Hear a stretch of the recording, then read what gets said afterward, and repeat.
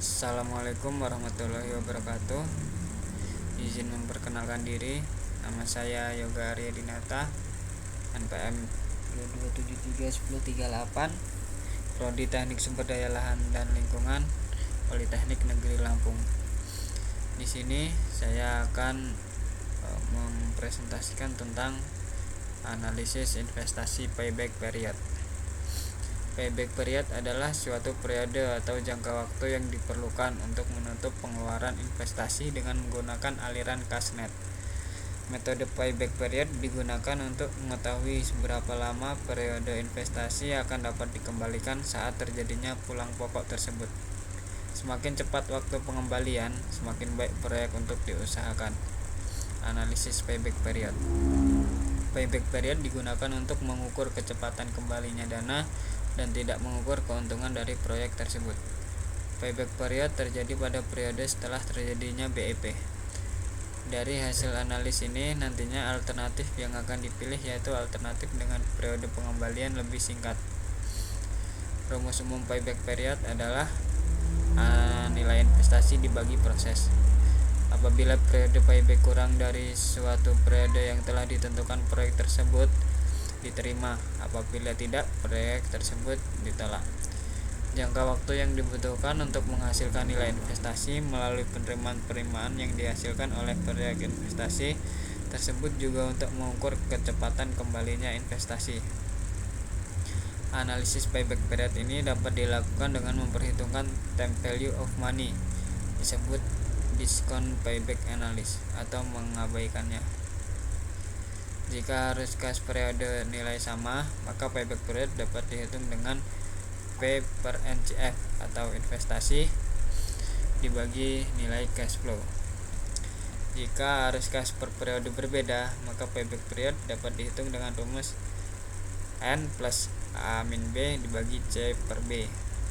N adalah tahun terakhir di mana jumlah arus kas masih belum bisa menutup investasi awal. A adalah jumlah investasi awal. B adalah jumlah kumulatif arus kas pada tahun ke N. C adalah jumlah kumulatif arus kas pada tahun ke N. Pengambilan keputusan. Periode pengambilan lebih cepat adalah layak. Periode pengambilan lebih lama tidak layak. Jika usulan proyek investasi lebih dari satu, maka periode pengambilan yang lebih cepat yang dipilih.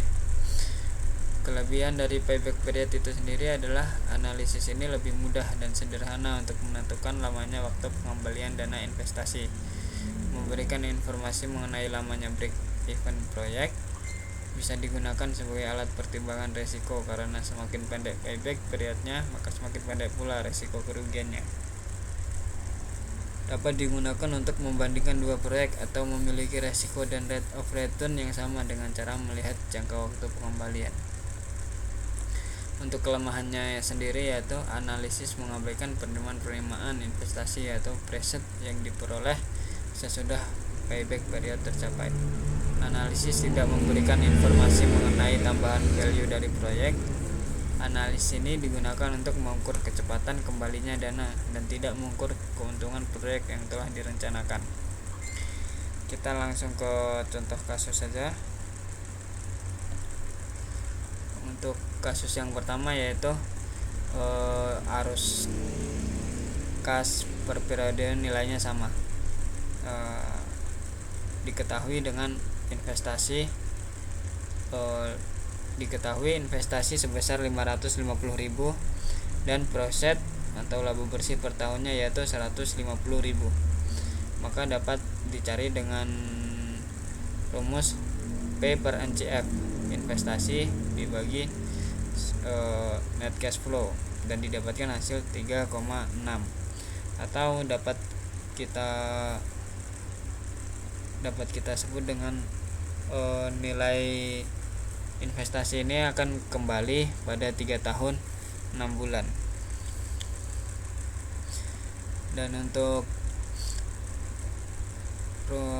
rumus yang kedua yang jika net cash flow-nya berbeda yaitu diketahui investasi 80 juta, umur proyek 4 tahun, nilai residu 25 juta, dan bunga ini untuk mencari NPV ya, makanya bunga ini tidak kita hitung dahulu, PV ini tidak kita hitung. Maka dengan pendapatan di tahun pertama yaitu 2.500.000, tahun kedua 3.500.000, tahun ketiga 4.500.000, dan keempat yaitu 5 juta. Depresiasi, kita akan mencari depresiasi atau penyusutan dengan cara investasi awal dikurang nilai residu dibagi umur proyek yaitu 4 tahun, dan didapatkan hasil 13.750.000. Proset itu sendiri yaitu pendapatan ditambah depresiasi. Didapatkan hasil di tahun pertama 16.250.000, tahun kedua 17.250.000, tahun ketiga 18.250.000, tahun keempat 18.750.000. Dan kita mendapatkan proset kumulatif yaitu untuk tahun pertama yaitu 16.250.000, tahun kedua yaitu 16.250.000 ditambah 17.250.000 didapatkan hasil 33.500.000, dan seterusnya. Dan didapatkan jumlah dari proset kumulatif yaitu 172 juta. Untuk payback period sendiri kita akan mencarinya dengan rumus N plus A min B per C per B, yaitu N tahun terakhir di mana jumlah arus kas masih belum bisa menutup investasi awal.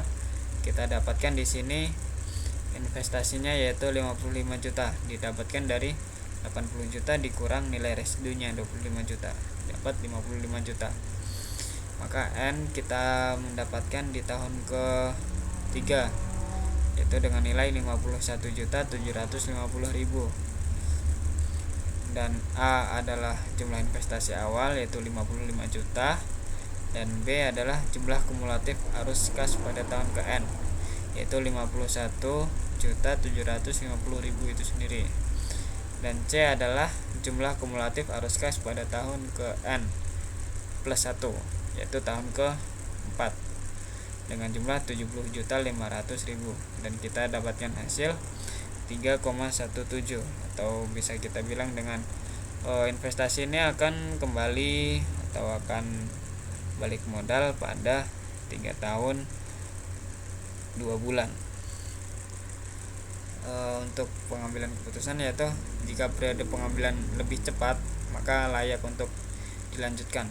Jika periode pengambilan lebih lama tidak layak untuk dilanjutkan. Jika usulan proyek investasi lebih dari 1, maka periode pengambilan yang lebih cepat yang dipilih. Demikian presentasi dari saya. Jika ada kekurangan dan kesalahan, saya mohon maaf yang sebesar-besarnya.